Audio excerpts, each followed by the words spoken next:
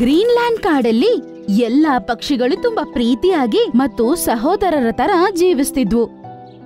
ಗೂಬೆ, ಮೇನ, ಗಿಳಿ, ಪಾರಿವಾಳ, ಕಾಗೆ, ನವಿಲು, ಉಡ್ಪೆಕರ್, ಬುಲ್ಬುಲ್, ಕೋಯಲ್ ಎಲ್ಲಾನು ತುಂಬಾನೇ ಸಂತೋಷವಾಗಿ ಅವರ ಜೀವನವನ್ನು ಸಾಗಿಸ್ತಿದ್ವು. ಒಂದಿನ ಪಾರಿವಾಳ ಅದರ ಮಗುವಿನ ಜೊತೆಗೆ ಗೂಡಲ್ಲಿ ಕುತ್ಕೊಂಡಿರುತ್ತೆ. ಅದೇ ಸಮಯದಲ್ಲಿ ಗೋಲ್ಡಿ ಹದ್ದು ಆ ಕಡೆ ಬರ್ತಾನೆ. ಅರೆ ವಾ, ಪಾರಿವಾಳದ ಮಗು. ಹದ್ದು ಆ ಮಗುವನ್ನು ಎತ್ಕೊಂಡೋಗ್ಬೇಕು ಅಂತ ಅನ್ಕೋತಾನೆ. ಅದರಿಂದ ಅವನು ತುಂಬಾವೇ ವೇಗವಾಗಿ ಪಾರಿವಾಳದ ಗೂಡಿನ ಮೇಲೆ ಹಾರ್ಕೊಂಡೋಗ್ತಾನೆ.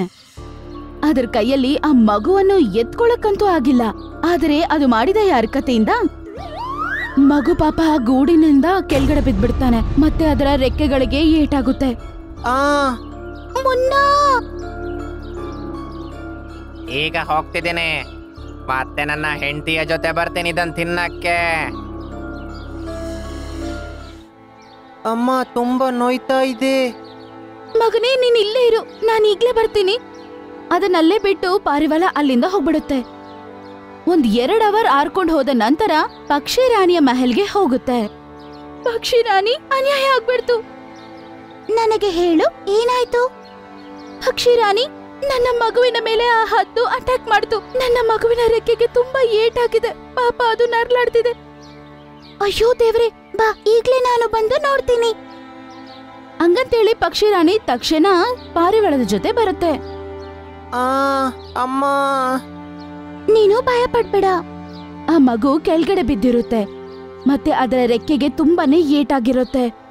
ಆಗ ಆ ಪಕ್ಷಿ ರಾಣಿ ಕಣ್ಣು ಮುಚ್ಕೊಂಡು ಹೇಳ್ತಾಳೆ, ಹೇ ನನ್ನ ಮಾಯಾಶಕ್ತಿ, ಈ ಮಗುವಿನ ಏಟನ್ನು ಸರಿ ಮಾಡಿ ಇದನ್ನ ತಕ್ಷಣ ಆರೋಗ್ಯವಂತನಾಗಿ ಮಾಡು.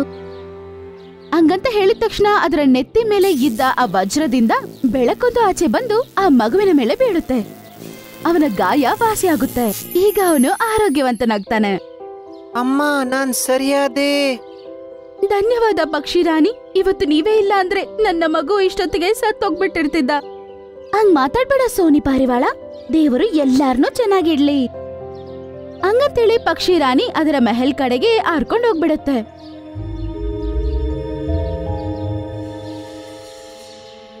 ಡಾರ್ಲಿಂಗ್, ನಡಿ, ನಮ್ಮ ಊಟದ ವ್ಯವಸ್ಥೆ ಆಗಿದೆ. ಹೌದಾ? ಏನ್ ಮಾಡ್ ಬಂದಿದ್ಯಾ? ಸ್ವಲ್ಪ ನನಗೂ ಹೇಳು. ನಾನು ಪಾರಿವಾಳದ ಮಗುನ ಗಾಯ ಮಾಡಿ ಬಂದಿದ್ದೀನಿ. ಈಗಂತೂ ಸತ್ತೋಗಿರ್ತದು. ನಡಿ, ತಿನ್ನಕ್ ಹೋಗೋಣ. ಏನು, ಪಾರಿವಾಳ ಮಗುನ? ಅದು ನನ್ನ ಫೇವ್ರೇಟ್. ಬಾ. ಮತ್ತೆ ಈಗ ಗಂಡ ಹೆಂಡತಿ ಇಬ್ಬರು ಕಾಡಿನ ಕಡೆಗೆ ಹಾರ್ಕೊಂಡು ಹೋಗ್ತಿರ್ತಾರೆ.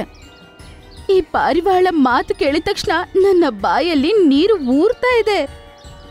ಹಾ ಡಾರ್ಲಿಂಗ್, ನಾನು ಕೂಡ ತುಂಬಾ ಕಂಟ್ರೋಲ್ ಮಾಡಿ ಇಲ್ಲಿ ಬಂದಿರೋದು. ಆಮೇಲೆ ಅವರಿಬ್ರು ಬಂದು ನೋಡ್ತಾರೆ. ಆಗ ಪಾರಿವಾಳನ ಮಗು ಕೆಳಗಡೆ ಇರುತ್ತೆ. ನೀನ್ ಹೇಳ್ದೆ ಅವನ್ಗೆ ಗಾಯ ಮಾಡಿ ಬಂದಿದ್ದೀನಂತ. ನೋಡಿದ್ರೆ ಅದರ ಶರೀರದ ಮೇಲೆ ಯಾವೊಂದು ಗಾಯನೂ ಇಲ್ಲ. ಗೊತ್ತಾಗ್ತಾ ಇಲ್ವಲ್ಲ, ಗಾಯ ಆಗ ದೊಡ್ಡದಿತ್ತು.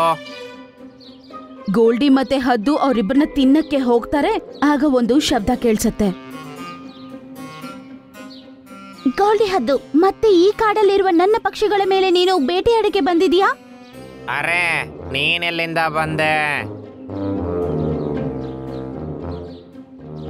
ಆಗ ಆ ಮಗು ಕೂಡ ಹೇಳ್ತಾನೆ, ನಾನ್ ಸರಿ ಇದ್ದೀನಿ. ಈಗ ನೋಡು ರಾಣಿ ಹೇಗ್ ಮಾಡ್ತಾರಂತ.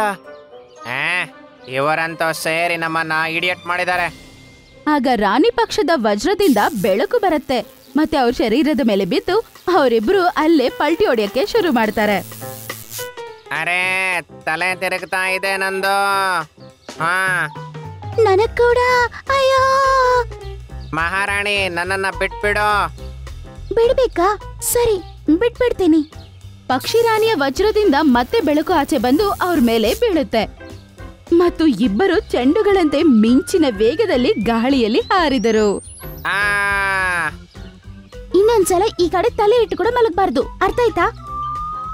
ಅವರಿಬ್ಬರು ಅಲ್ಲಿಂದ ಡೈರೆಕ್ಟ್ ಆಗಿ ಹೋಗಿ ವಸಂತ ನೀರಲ್ಲಿ ಬಿದ್ಬಿಡ್ತಾರೆ. ಆ ಪಕ್ಷಿಯ ರಾಣಿಗೆ ಏನಾದ್ರೂ ಮಾಡ್ಲೇಬೇಕು. ಸ್ವಲ್ಪ ದಿನದ ನಂತರ ರಾಣಿ ಪಕ್ಷಿ 2 ಮೊಟ್ಟೆ ಇಡುತ್ತೆ. ಕಾಡಿನ ಎಲ್ಲ ಪಕ್ಷಿಗಳು ಅಭಿನಂದನೆಗಳನ್ನು ತಿಳಿಸೋದಕ್ಕೆ ಅವ್ರ ಮನೆಗೆ ಹೋಗ್ತಾರೆ. ರಾಣಿ ಹಕ್ಕಿ, ನಿಮ್ಮ ಹೊಸ ಮೊಟ್ಟೆಗೆ ಕಂಗ್ರ್ಯಾಚುಲೇಷನ್ಸ್. ನೀವು ನಿಮ್ಮ ಮೊಟ್ಟೆಯನ್ನ ನೋಡ್ಕೊಳ್ಳಿ. ಇದ್ರಿಂದ ಮರಿಗಳು ಹೊರಬರೋ ತನಕ ನಾವು ನಿಮಗ್ ಸಮಸ್ಯೆ ಮಾಡಲ್ಲ. ಇಲ್ಲ, ನಾನು ಈ ಕಾಡಿನ ರಾಣಿ. ನೀವೆಲ್ಲರೂ ನನ್ನ ಪ್ರಜೆಗಳು. ಹಗಲಾಗ್ಲಿ ರಾತ್ರಿ ಆಗ್ಲಿ ನಿಮ್ಮ ಕಷ್ಟಗಳನ್ನು ನಾನು ಕೇಳೋದಕ್ಕೆ ಯಾವಾಗ್ಲೂ ತಯಾರಾಗಿರ್ತೀನಿ. ಮಹಾರಾಣಿಗೆ ಜಯವಾಗ್ಲಿ, ಜಯವಾಗ್ಲಿ. ಒಂದಿನ ಪಕ್ಷಿ ರಾಣಿ ಅವರ ಮನೆಯಲ್ಲಿ ನಿದ್ದೆ ಮಾಡ್ತಾ ಇರ್ತಾಳೆ. ಆಗ ಸಡನ್ ಆಗಿ ಯಾವುದೋ ಒಂದು ಶಬ್ದ ಕೇಳಿಸತ್ತೆ. ಯಾರದು? ಅದು ಎದ್ದು ನೋಡುತ್ತೆ. ಅದ್ರ ಮುಂದೆ ಇದ್ದ ಗಿಡಗಳು ಹಂಗೆ ಅಲ್ಲಾಡತ್ತೆ. ಯಾರದು? ಆಗ ಅದ್ರೊಳಗಡೆಯಿಂದ ಆ ಹದ್ದುಗಳು 2 ಆಚೆ ಬರ್ತವೆ.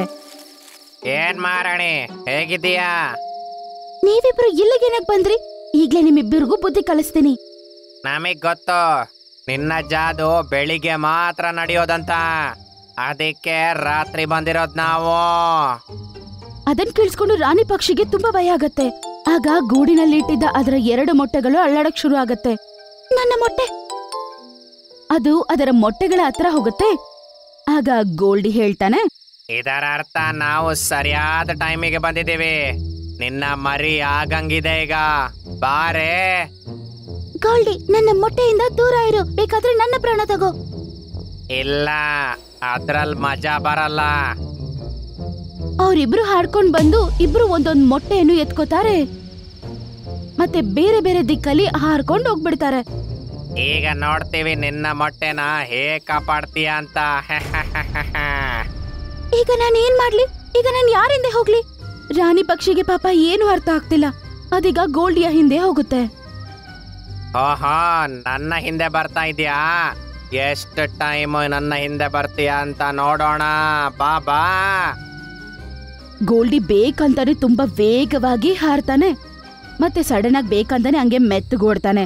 ಪಕ್ಷಿ ಅದರ ಹತ್ರ ಹೋಗೋ ಸಮಯದಲ್ಲಿ ಆಗ ಅದು ಮತ್ತೆ ವೇಗವಾಗಿ ಹಾರಕ್ ಶುರು ಮಾಡುತ್ತೆ. ಇದೇ ತರಹ ಅದೊಂದು ಗುಹೆ ಒಳಗಡೆ ಹೋಗ್ಬಿಡುತ್ತೆ. ಗೋಲ್ಡಿ, ನಿಲ್ಲು!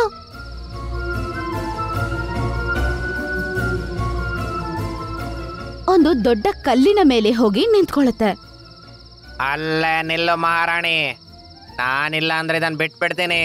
ಮತ್ತಿದು ಕಲ್ಲ ಮೇಲೆ ಬಿದ್ದು ಒಡ್ದೋಗುತ್ತೆ. ಗೋಲ್ಡಿ, ನಿನಗೆ ದೊಡ್ಡ ನಮಸ್ಕಾರ. ದಯವಿಟ್ಟು ನನ್ನ ಮೊಟ್ಟೆನ ಏನು ಮಾಡ್ಬೇಡ. ಸರಿ, ನಾನು ಈ ಮೊಟ್ಟೆನ ಇಲ್ಲಿಟ್ಟು ಹೋಗ್ತೀನಿ. ಆದ್ರೆ ಕಣ್ಣು ಮುಚ್ಚಿ ನೀನು 10 ತನಕ ಕೌಂಟ್ ಮಾಡೋ. ಪಕ್ಷಿ ರಾಣಿಗೆ ಈಗ ಬೇರೆ ದಾರಿ ಕಾಣಿಸ್ತಾ ಇಲ್ಲ. ಅದು ಅದರ ಕಣ್ಣನ್ನು ಮುಚ್ಕೊಂಡು ಎಣ್ಸೋದಕ್ಕೆ ಶುರು ಮಾಡತ್ತೆ. 1, 2, 3, 4, 5. ಅದು 10ವರೆಗೂ ಹೆಣ್ಸ್ಬಿಟ್ಟು ಅದರ ಕಣ್ಣನ್ನು ತೆಗೆದು ನೋಡುತ್ತೆ. ಈಗ ಗೋಲ್ಡಿ ಮೊಟ್ಟೆ ಸಮೇತವಾಗಿ ಅಲ್ಲಿಂದ ಮಾಯ ಆಗ್ಬಿಟ್ಟಿರುತ್ತೆ.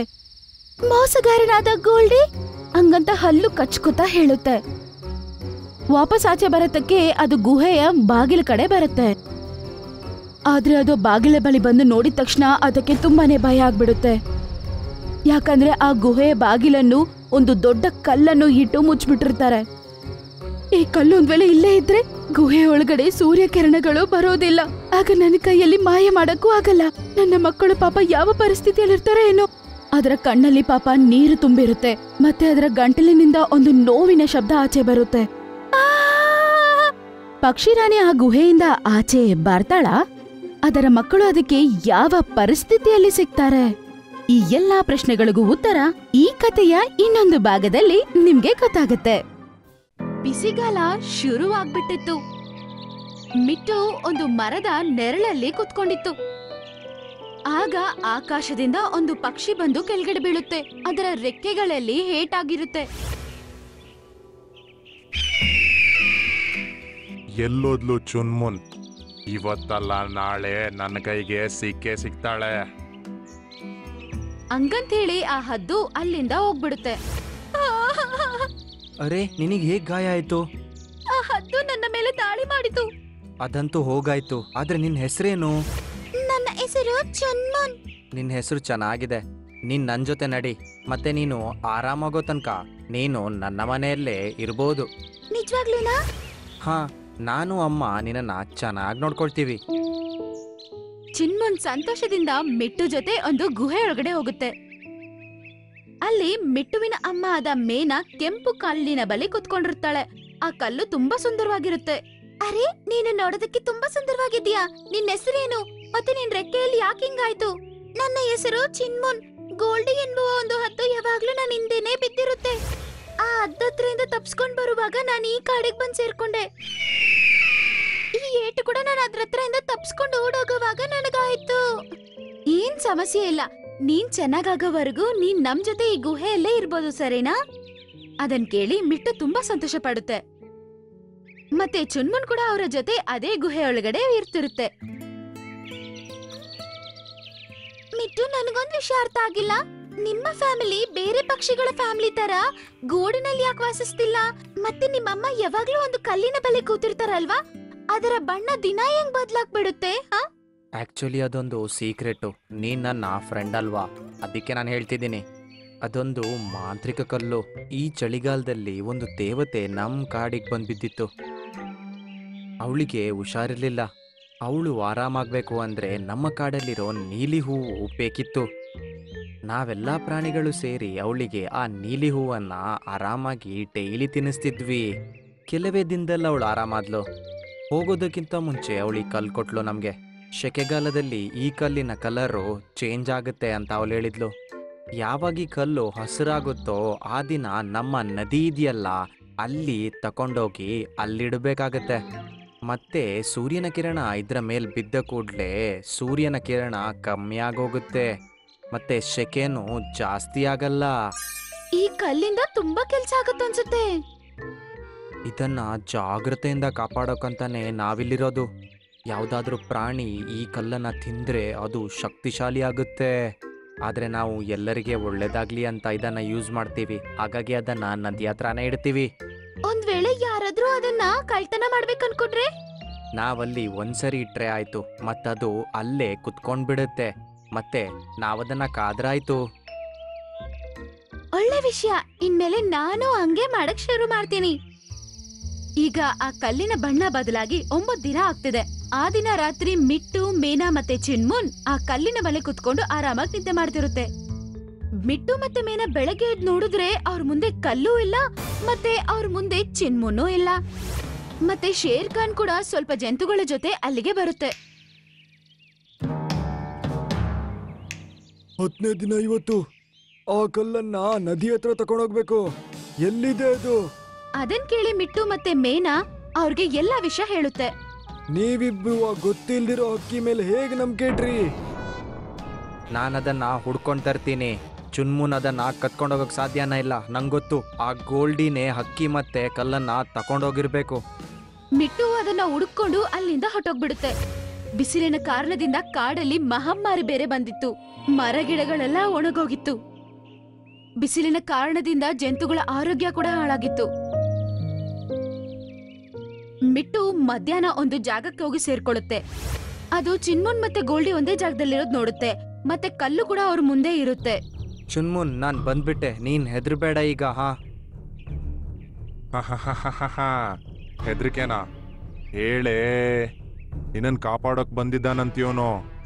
ಈ ಮೂರ್ಖನಿಗೆ ನಿಜ ಹೇಳು ನೀನು.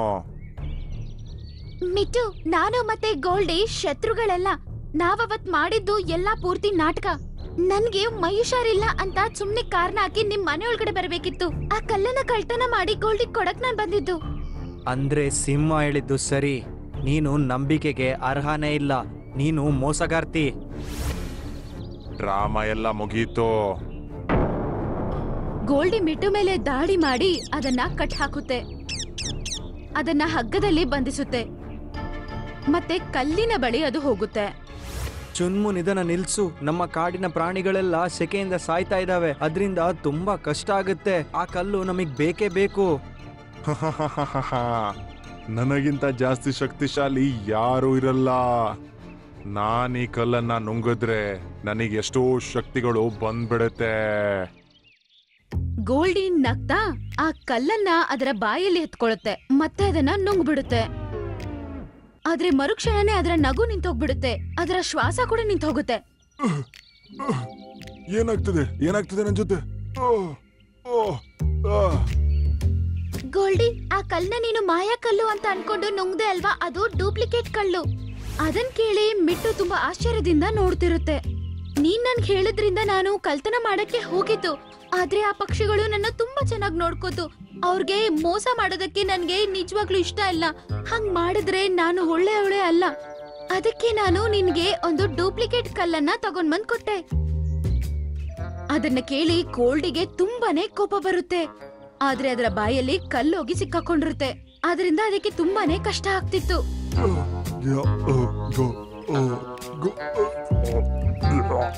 ತುಂಬಾ ಹೊತ್ತು ಅದು ಕಿರ್ಚ್ತಾ ಇರುತ್ತೆ. ಗೋಲ್ಡಿ ಅಲ್ಲೇ ಸತ್ತೋಗ್ಬಿಡುತ್ತೆ. ಮತ್ತೆ ಚಿನ್ಮುನ್ ಮಿಟ್ಟುನ ಕಾಪಾಡುತ್ತೆ.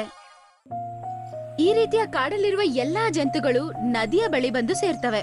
ನದಿಯ ನೀರು ಕೂಡ ತುಂಬಾ ಬಿಸಿಯಾಗಿರುತ್ತೆ. ಮತ್ತೆ ಜಂತುಗಳಿಗೆ ಕೂಡ ಆರೋಗ್ಯ ಸರಿ ಇಲ್ಲ.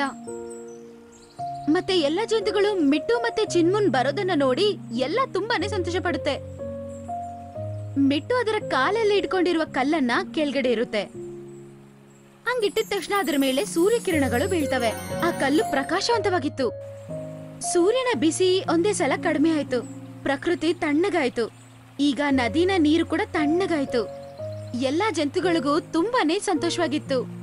ಚುನ್ಮುನಿಂದ ಈ ಕಲ್ಲು ಹಿಂದೆ ಬಂದಿದೆ. ಇಲ್ಲ ಅಂದ್ರೆ ಗೋಲ್ಡಿ ಇದನ್ನ ತಿಂದು ನಮ್ಮನ್ ಮುಗಿಸ್ತಿದ್ದ. ಹಂಗಂತೇಳಿ ಮಿಟ್ಟು ಜಂತುಗಳಿಗೆ ನಡೆದ ಎಲ್ಲ ವಿಷಯ ಹೇಳುತ್ತೆ. ಎಲ್ಲರೂ ಚುನ್ಮುನ್ನ ಹೊಗಳ್ತಾರೆ. ಮತ್ತೆ ಅವತ್ತಿಂದ ಚುನ್ಮುನ್ ಅದೇ ಕಾಡಲ್ಲಿ ಅವ್ರ ಜೊತೆ ಜೀವಿಸ್ತಿರುತ್ತೆ. ಬಿಸಿಲು ಕಾಲದಲ್ಲಿ ಕೂಡ ಆ ಕಾಡಲ್ಲಿ ವಾತಾವರಣ ತುಂಬಾನೇ ತಣ್ಣಗಿತ್ತು.